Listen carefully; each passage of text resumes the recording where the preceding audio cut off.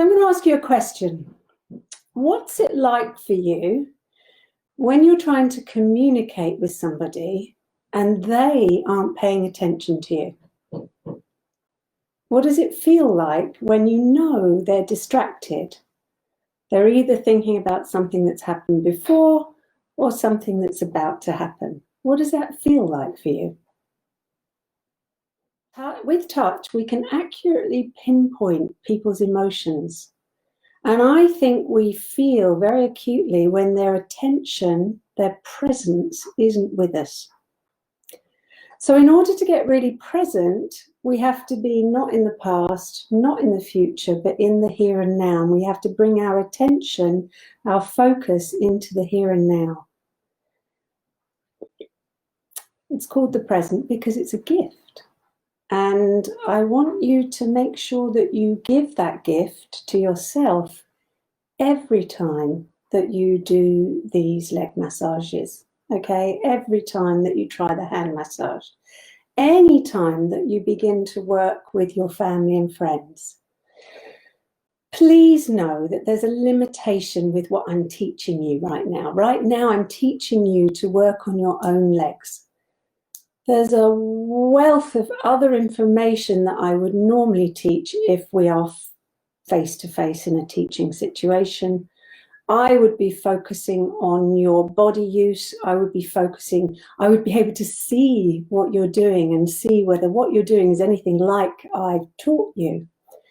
And I would be able to see where you're not quite aligned, where you're working too hard, where, you know, all sorts of things. As a teacher, I can pick up these things very, very quickly. We don't have that here. I'm teaching you to work on your own legs. I'm not expecting you to use these skills on other people without coming to me for training first. So I'm hoping that I will get to see some of you and that we'll do some training here. I work from my home in Essex. I have a training room. It would be absolutely wonderful to see some of you on my courses so that we can really put this together in a way that you can move forward with it. And for those of you who are already therapists, I have loads of advanced training courses that would be wonderful for you. And I know some of you are already training, and I think that's wonderful. I'm glad I'm able to help you stay motivated, enthusiastic, etc. So today, I'm very excited today because it's one of my favorite areas of massage that actually a lot of therapists don't really enjoy very much. And I think they don't enjoy it very much because they don't get taught maybe in the way that I think they should. We're going to start with a review of the compression techniques that we learned. So I'll just go over those for you, make sure you've got those. And then we're going to go on to vibration. I'll show you the difference between vibration and rubbing. Vibration can also be a kind of shaking technique. And then we're going to do lots of percussion. And you lucky people, you don't get to see my legs today. I think that I can do it all here, but I want you to choose one leg that you begin to work with. Just one, please. So because I really want to contrast what it feels like when we've worked a little bit with these more stimulating strokes. So we're going to begin with what we did yesterday. So I want you to have your leg available to you. And why don't you begin by bringing your hands down slowly and make a connection anywhere you like. So we like beginning with holds, don't we? And by now, I think you've learned that wherever you place your hands is where your attention is taken. So can you imagine if you have a lot of pain in one area of your body, often your attention is taken so much with that pain that very often if we actually work in another area, then the sensations from that area can override some of those pain signals. It's really quite nice to do that. It's lovely for people who do have pain. So don't think sometimes we can't work where the pain is. We were going to talk a little bit about therapeutic pain and injurious pain. But if there is any real pain in an area and it's a sharp pain, you can't work on that.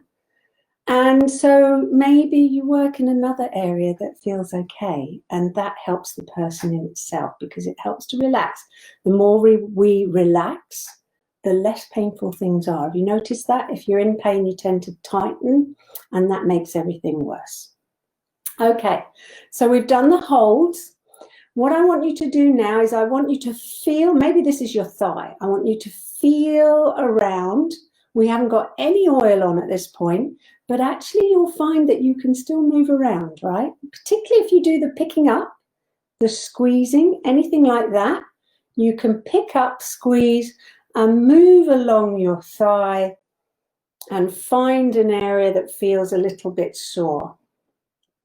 These days, I very rarely use oil because I do much more myofascial release these days than I ever do massage. So oil is just not part of my repertoire anymore.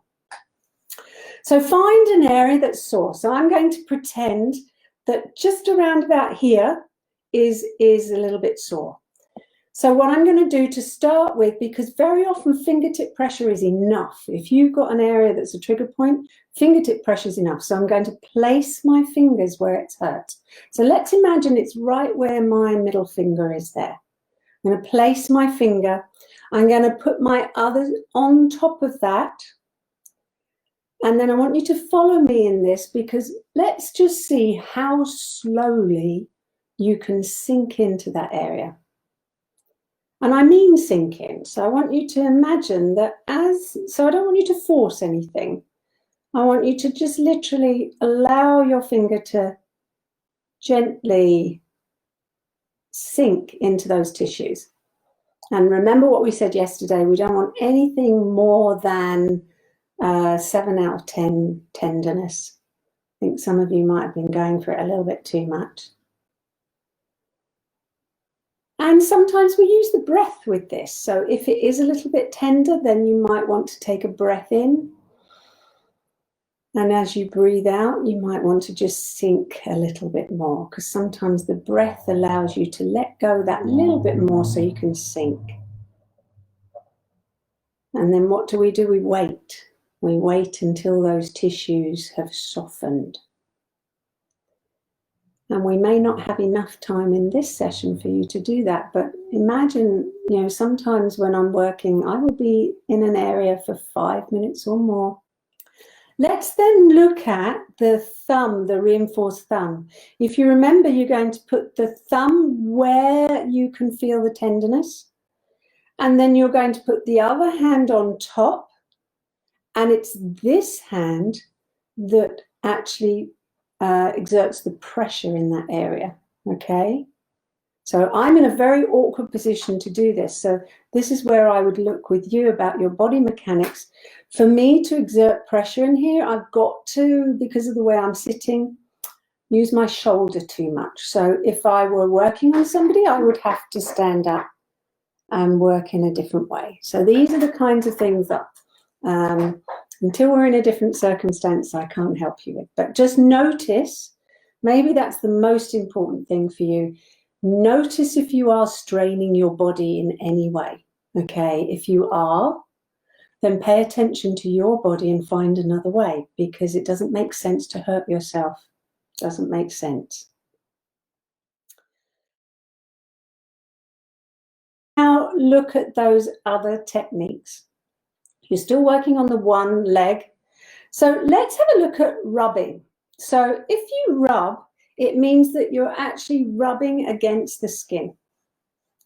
If you've got bare skin, so no material in between, so you're working on your leg, you can't do this for very long without your skin becoming quite red and irritated by that. So we're not going to do that.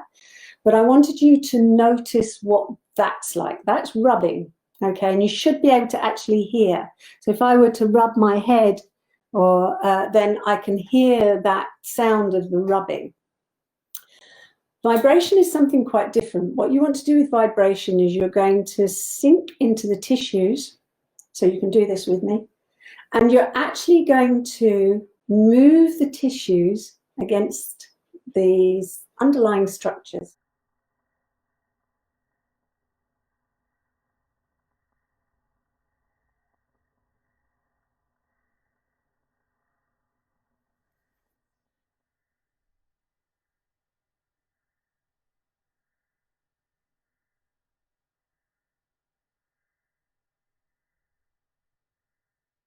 So I want you to keep doing that and notice what that feels like, okay? And you should find, and you can move along and try a different area, and you should find that when you do that, it really loosens the tissue. So just keep going. So find an area on your leg, maybe on that IT band, and just use that vibration technique and see if you can feel that the tissues might be loosening a little as you go. So that's the joy of the vibration technique. There's another way of doing those kind of, let's do a little bit of this as well. So sometimes you might grasp an area. I think that's going to be difficult for you on the thigh because the tissues will be too dense. But let me just show you a little bit. If you sometimes you've got an area where you can pick it up and literally shake it. So that would be another way of mobilizing the tissues, okay? So that's vibration, rubbing, and shaking.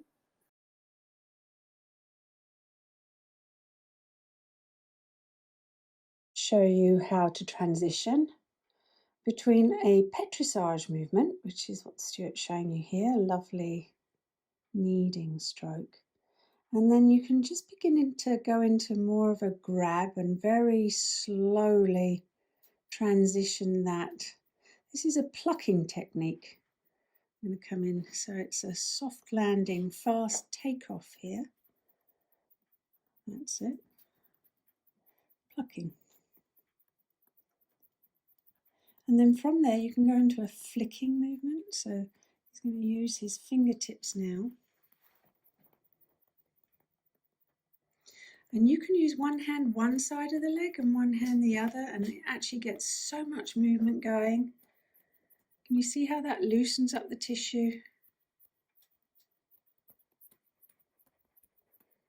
Really lovely. And from there maybe into fingertip pressure, also known as tapotement, French term. And yes, all sorts of variations on that. So you can use one finger. One finger is lovely over the scalp actually. It's a really nice technique to use there. Back into a sort of drumming. Now, some of this fingertip pressure is really lovely around the knee joint or around any joint. And there I like to use what we call big bird, which is all fingers together in a sort of, so it's almost like a bird beak there. So you can go into smaller areas and go around the kneecap there.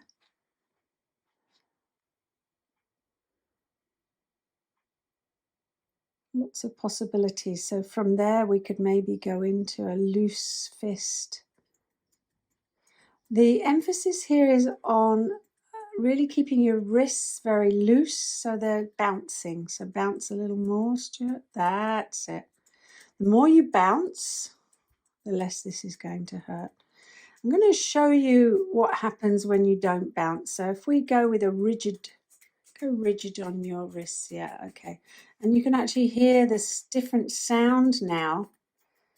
See how he's holding those fists tight, now he's loosened up again. And that makes all the difference in how that lands and that vibration through the tissue. So even more loose, I think. You can go on the back of your hand, go on the side of your hand. So this is so back of the hands, side of the hands, maybe. This is like hacking. You've probably heard of hacking. People use a lot of hacking. So you'll probably hear those little fingers just slightly. That's lovely. It's really good. And we haven't yet done cupping, so we'll come into that in a second. You carry on with that. That looks really good.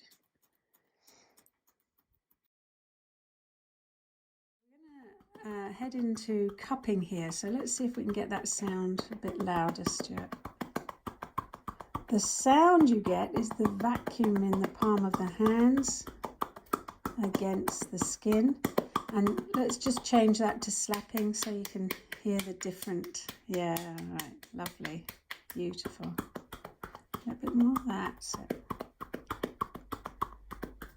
So very often when we've done percussion, we're going to come back into a kind of flicking type movement. So you can usually transition, and then from that we can go back into either a stroking or a petrissage movement. So it doesn't feel as if you're suddenly jarring the body with something different. So having stroked and found a way to stop, what I'd like you to do is notice the difference between the leg that you've just worked on and the leg you haven't. Because percussion techniques have a very different effect. It actually depends on how long you use them for, because everybody talks about them as stimulating. But have you ever been to a beautician and they've done a lot of this, and by 5 minutes of this and you're half asleep or already asleep? So it really depends on how these techniques are used as to really the effect they have. Generally thought of as more stimulating. Is that what you think now? So just feel the difference between one leg and the other. I think when we do percussion, I notice when I'm doing one leg and not the other, you know, from before we felt that one leg has been much more alive and light and more connected. With percussion, somehow it seems to times that by 10. And the other one does really feel like it's left out. Important things for you to think about with percussion is that it's a very useful technique if you have a large area of tissue that's quite firm, that's tight, and it's not moving very much. So rather than go into those deep techniques we did yesterday, why don't you try vibration? Because that loosens things up a lot. Why don't you try vibration? Why don't you try percussion?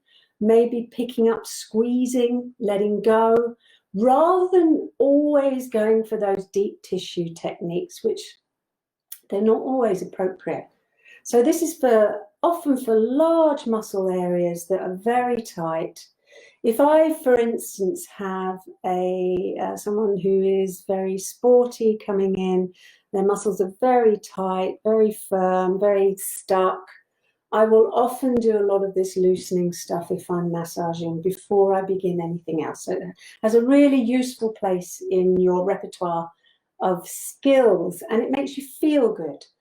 I was hoping that we'd do a little percussion shower. So I'll just show you maybe a few things. So this is self-care. So if you bring your hands up into your head here, into your scalp, why not use your fingertips? If you're ever feeling tired, if you're working on your computer, you feel tired, why don't you try some of these things? This kind of wiping off like this, or patting down. Has an amazingly refreshing effect. So if you imagine that, any time that you're feeling really sluggish and you've got to pay attention to something, you need your focus, if you just do a little bit of percussion on yourself, that will absolutely shift how you feel, okay? So you can do that. Obviously, I'm going to leave you to do the other leg. So Lexi's asked me, oh, great, isn't it lovely? I can see these comments. Lovely. When would you not use percussion? Well, Lexi, it's a good question.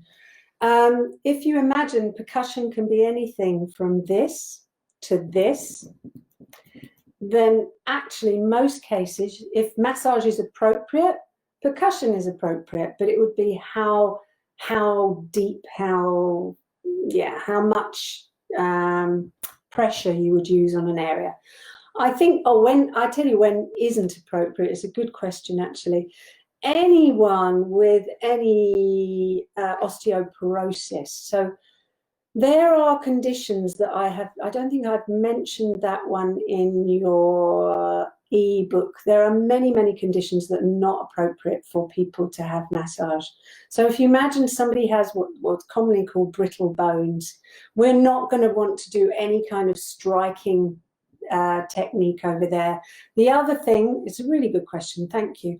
We're using percussion in muscle areas, so we don't want to go hard over bony areas. That doesn't feel good and it's not really going to help anyone.